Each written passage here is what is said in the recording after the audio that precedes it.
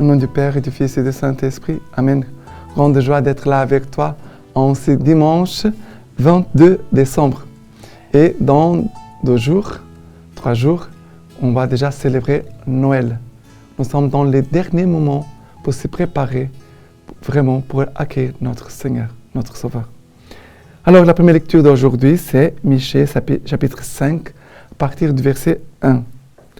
Ainsi parle le Seigneur, toi Bethléem, Ephrata, le plus petit des clans de Juda, c'est de toi que sortira pour moi celui qui doit gouverner Israël. Ses origines remontent aux temps anciens, aux jours d'autrefois. Mais Dieu livrera son peuple jusqu'au jour où enfantera celle qui doit enfanter. Et ceux de ses frères qui resteront rejoindront les fils d'Israël. Il se dressera et il sera leur berger, par la puissance du Seigneur, par la majesté du nom du Seigneur, son Dieu. Ils habiteront en sécurité, car désormais, il sera grand jusqu'au lointain de la terre. Et lui-même, il sera la paix. Et lui-même, Jésus qui vient, il sera la paix. Mais ici, il nous dit, ainsi parle le Seigneur, toi, Bethléem, Ephrata, le plus petit des clans de Juda. Alors, le Seigneur a choisi Bethléem et Ephrata à cause de leur petitesse. Dieu aime ce qui est petit, ce qui est humble, ce qui est faible, pour montrer vraiment ce qu'il est. Et ce que Dieu peut faire à partir de cette petitesse, cette faiblesse, de cette, même humiliation. Le Seigneur a choisi, le Seigneur aime choisir ce qui est petit, humble, faible, pauvre. Ce sont les Anawim ici. Le Seigneur parle des Anawim, les petits restes d'Israël, les petits restes. Et Dieu a choisi à cause de leur petitesse, parce qu'ils étaient les plus petits de clan, pour ne pas s'enorgueillir, pour ne pas, nous sommes bien, nous sommes très bons, voilà, Dieu nous a choisis, nous sommes bons. Non.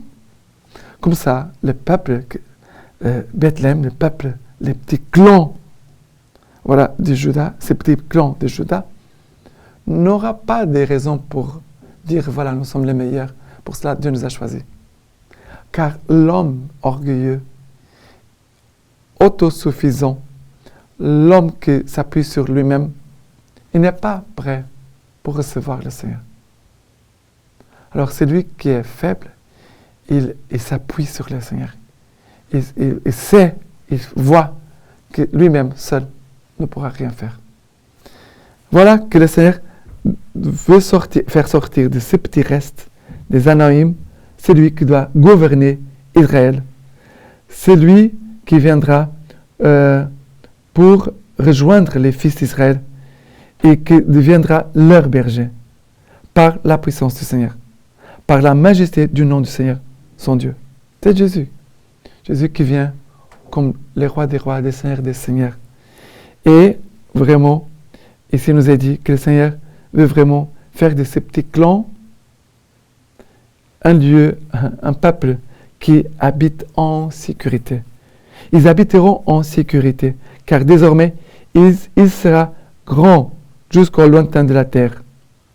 Et lui-même, il sera la paix. Et Jésus, vraiment, nous donnera la paix. Préparons-nous encore, c'est quelques jours encore que nous avons, pour nous préparer. Et préparons-nous par ce qui est petit, humble, pauvre. On pourrait même dire humilié, cassé, des gens qui sont très blessés. Le Seigneur vient spécialement pour vous. Voilà. Et le psaume d'aujourd'hui, c'est le psaume 79, le psaume 80. Nous dit ceci, à partir du verset 2. Berger d'Israël, écoute, resplendis au-dessus des chérubins. Réveille ta vaillance et viens nous sauver. Dieu de l'univers, reviens. Dieu des cieux, regarde et vois. Visite cette vigne, protège-la. Celle qu'a planté ta main puissante. Que ta main soutiennent ton protégé, les fils de l'homme qui te doit sa force. Les fils de l'homme qui te doit sa force.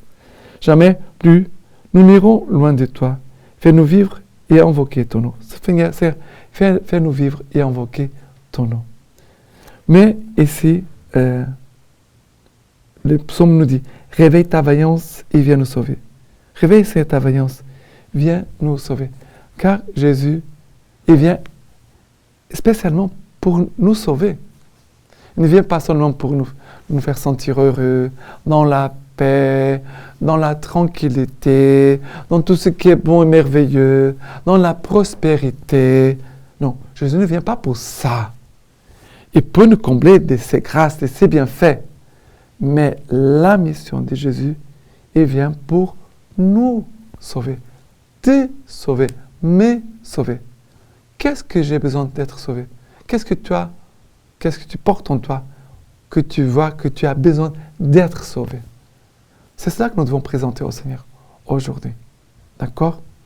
Et la deuxième lecture du livre d'Hébreux, chapitre 10, à partir du verset 5.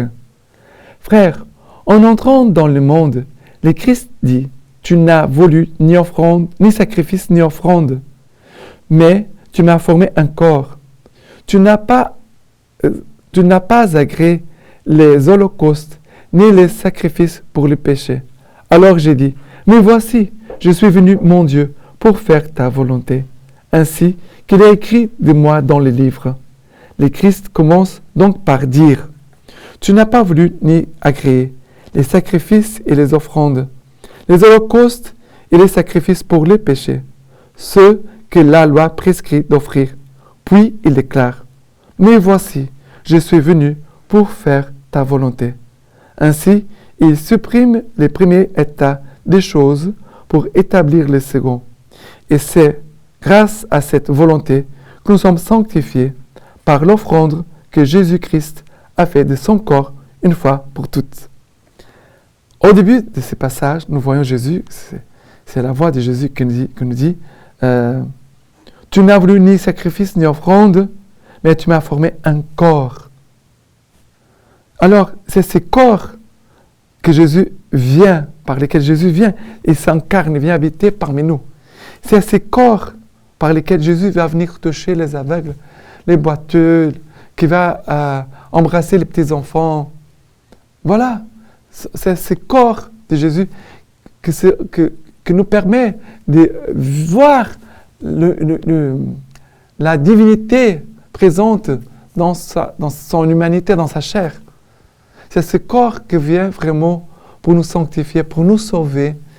Et comme nous dit ici à la fin, c'est grâce à cette volonté, la volonté du Christ, car Jésus, il dit, tu m'as formé un corps, et j'ai dit, mais voici que je viens pour faire ta volonté. Et cette volonté de Jésus, c'est pour venir nous sauver, pour venir nous sanctifier. Et c'est grâce à cette volonté que nous sommes sanctifiés par l'offrande que Jésus-Christ a faite de son corps une fois pour toutes. Jésus a fait l'offrande de son corps sur la croix. Sur la croix. Voilà, quand on parle de Noël, c'est l'amour, on parle de l'amour. Oui, l'amour, il vient jusqu'à nous. Mais cet amour qui va être manifesté dans toute sa plénitude au moment de la croix, où le corps de Jésus se livre pour nous. Jésus veut sanctifier notre corps pour que nous puissions devenir une habitation de Dieu, et que notre corps puisse servir, puisse se mettre au service des autres, soit pour les biens des autres. Voilà, que le Seigneur est venu jusqu'à nous par l'incarnation, par son corps, mais Jésus veut sanctifier notre corps pour sanctifier notre monde. D'accord? Et l'évangile d'aujourd'hui, c'est Luc chapitre 1er, à partir du verset 39. Nous dit ceci. En ce jour-là, Marie s'est mit en route et s'est rendue avec empressement vers la région montagneuse, dans une ville de Judée. Elle entra dans la maison de Zacharie et salua Élisabeth. Or, quand Élisabeth entendit la salutation de Marie, l'enfant tressaillit en elle. Alors, Élisabeth fut remplie de l'Esprit Saint et s'écria d'une voix forte, « Tu es bénie entre toutes les femmes, et le fruit de tes entrailles est béni. lui m'est-il donné que la mère de mon Seigneur vienne jusqu'à moi. Car lorsque tes paroles de salutations sont parvenues à mes oreilles, l'enfant a tressailli d'allégresse en moi. Heureuse celle qui a cru à l'accomplissement des paroles qui lui furent dites de la part du Seigneur. Alors, ici nous voyons la Vierge Marie qui, après avoir accueilli la présence de Jésus dans son corps est habité par les deux Tout-Puissants, son corps est sanctifié de la présence de Jésus et elle marche avec empressement pour aller aimer, servir sa cousine. L'amour, il est empressé de venir jusqu'à nous. Et nous devons être des canaux pour que l'amour de Dieu puisse arriver aux autres. On doit vraiment demander les grâces de la Vierge Marie pour l'évangélisation, non pas seulement pour les services, mais c'est un service où nous donnons Jésus aux âmes, aux personnes. Nous donnons l'amour de Dieu aux autres. On ne se donne pas seulement à soi-même. Et là, dans le monde aujourd'hui, il y a beaucoup de choses au niveau de bénévoles, de volontaires qui vont aider, servir les autres, mais ils sont eux-mêmes. C'est bien. Aimer les prochains et les servir. Mais je veux donner quelque chose de plus qui est le plus essentiel. C'est Jésus. Non pas seulement servir, mais je veux communiquer Jésus aux autres, comme Marie vient de le faire. Et vraiment que de la même façon que Marie, en s'approchant d'Élisabeth, elle communique l'esprit, la joie, la plénitude, que la présence du Seigneur en nous puisse aussi communiquer les mêmes grâces. Demandons les grâces de la Vierge Marie pour nous, pour qu'on puisse bien se préparer pour Noël, mais aussi pour ce temps d'émission et d'évangélisation. C'est un temps favorable, c'est le temps de grâce. D'accord? Et maintenant, la lecture patristique d'aujourd'hui de Saint Bède nous dit ceci. Marie dit, mon âme exalte le Seigneur, exulte mon esprit en Dieu mon Sauveur. Elle dit, le Seigneur m'a honoré d'une faveur si grande, si inouïe, qu'on ne peut l'expliquer dans aucun langage, mais c'est à peine si, même au plus profond du cœur, l'amour peut le saisir. Aussi, je mets toutes les forces de mon âme à rendre grâce dans la louange. Pour contempler l'infinie grandeur de cette faveur, je consacre avec reconnaissance tout ce que je vis, tout ce que je sens, tout ce que je découvre.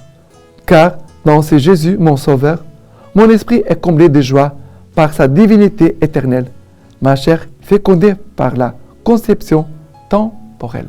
Maintenant, je vous laisse la bénédiction par les mains toutes pures de la Vierge Marie.